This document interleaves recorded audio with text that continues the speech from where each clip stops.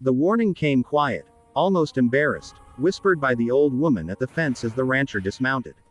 Her eyes never met his. She just pointed toward the barn and said, "Don't look down there." The words stuck to him like burrs. He laughed it off, boots crunching over dry dirt, pride louder than caution. Inside the barn, the air felt wrong. Too still, too cold for summer.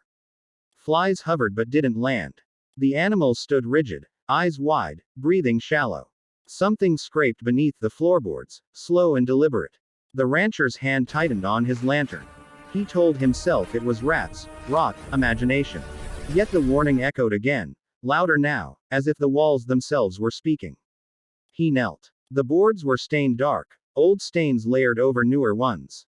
His lantern trembled. Curiosity won. He pried the board loose.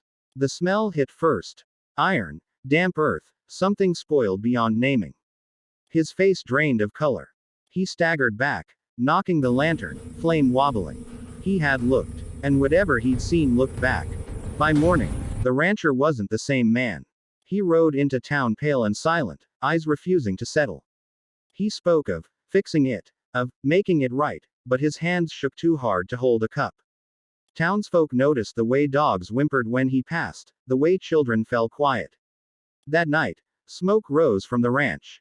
Not a cleansing fire, an angry one. Neighbors ran, shouting, but the rancher barred the gates.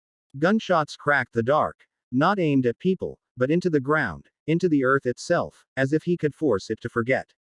Screams followed. Animal screams, then something else, something that didn't sound alive. The wind carried it straight into town.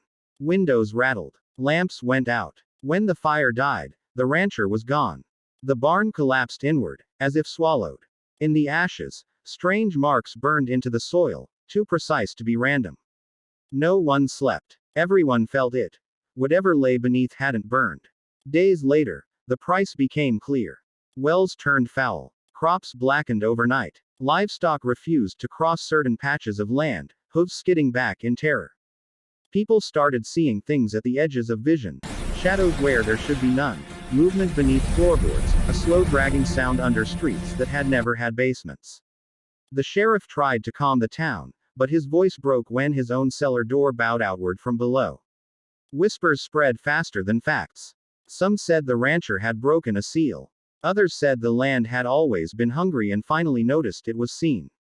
At dusk, the ground near the old ranch breathed, rising and falling like a chest.